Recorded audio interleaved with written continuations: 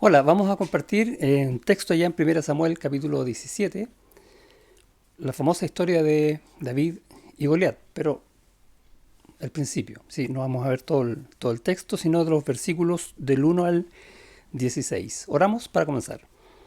Señor, gracias por tu palabra que nos enseña a través de estas historias verdades que tú quieres poner en nuestro corazón hoy, y eso rogamos, en el nombre de Jesús. Amén. Dice el texto que los filisteos, enemigos de Israel, juntaron sus ejércitos para la guerra y se congregaron en Soco, que es de Judá, y acamparon entre Soco y Aseca en Efes Damim. Hay una serie de lugares geográficos, pero lo relevante es que los filisteos acamparon en Judá, en el territorio de ellos, y está relativamente cerca de Belén.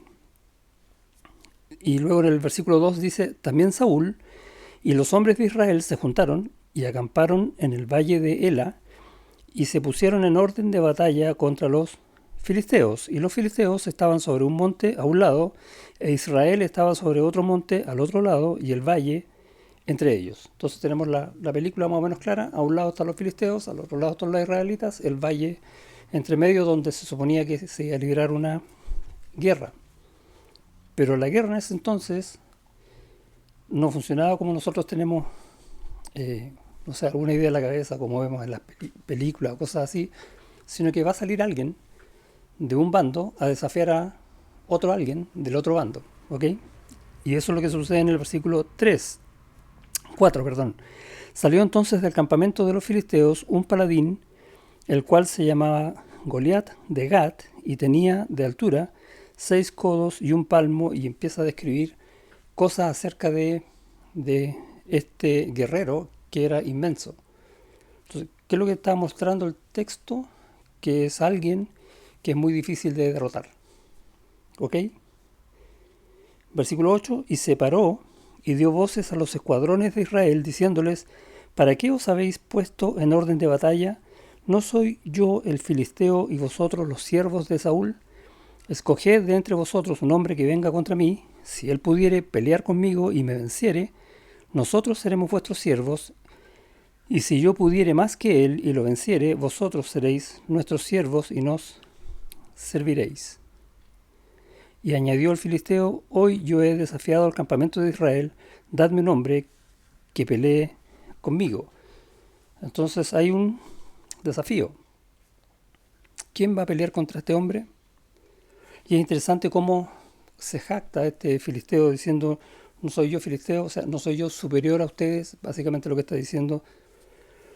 Versículo 11. Oyendo Saúl y todo Israel estas palabras del filisteo, se turbaron y tuvieron gran miedo. Y uno tiende a pensar, por cómo está construido el texto, que el miedo lo tenían porque este hombre era muy grande. Y sí, es cierto. Pero espiritualmente hablando, cuando uno va leyendo la historia en el contexto, se da cuenta que Saúl muchas veces había dejado a Dios de lado. Vemos, por ejemplo, en el capítulo 13, cuando se pone nervioso, ve que el profeta Samuel, que era también sacerdote levita, no aparece. Él llega y se adelanta y hace un holocausto desobedeciendo la ley de Dios, cometiendo un pecado. ¿Por qué? Porque a él le apareció. Luego en el capítulo 15, una instrucción de Dios respecto de los amalecitas que él cumplió a medias, según lo que a él le pareció. Y nuevamente Samuel lo pone al descubierto y le hace ver que actuó mal, que cometió pecado otra vez. Y ese es un poco el punto que yo quiero compartir hoy día, que muchas veces cuando lo que va a suceder, cada vez que nosotros nos apartemos del Señor, vamos a encontrarnos en un problema. ¿Y cómo vamos a reaccionar? Turbados, como dice aquí, con temor, no sabiendo cómo reaccionar, tratando de buscar desesperadamente una respuesta que no la vamos a ver, porque el Señor lo dejamos fuera. Ahora, normalmente vamos a pensar dentro de nosotros mismos, quizás como Saúl, que el Señor estaba con él. Pero el Señor está con nosotros cuando nosotros buscamos estar en comunión con Él, obedecer lo que Él dice, agradar su corazón. no cuando estamos en pecado. Cuando pecamos, rompemos la comunión con el Señor y todas las cosas que hicimos antes empiezan a hacerse patentes en nuestra vida. De hecho, este hombre, eh, Goliat, era de Gat. Y uno dice, ¿y qué tiene que ver eso? Bueno, 4 siglos antes, en la época de Josué, el pueblo tampoco cumplió lo que el Señor les dijo. Y, y este Goliat era descendiente de Anac, de los gigantes.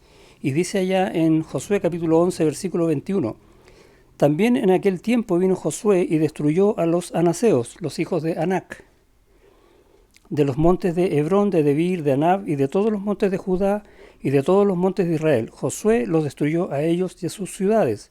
Hasta ahí estamos bien. Mira lo que dice después. Ninguno de los anaseos quedó en la tierra de los hijos de Israel, solamente quedaron en Gaza, en Gat y en Asdod. A esos no los destruyó. Y de esos sale este hombre, 4 siglos después.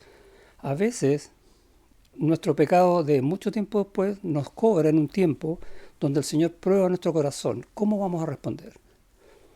¿Cuál es la respuesta? Es tiempo de humillarse delante del Señor y decir, Señor, me equivoqué, Señor, yo pequé, perdóname, para buscar estar en comunión contigo y tener la respuesta en este tiempo de desesperación, porque vamos a estar en tiempos difíciles muchas veces. Cuidemos nuestro corazón, busquemos siempre al Señor, nunca nos apartemos de Él. Amén. Dios te bendiga.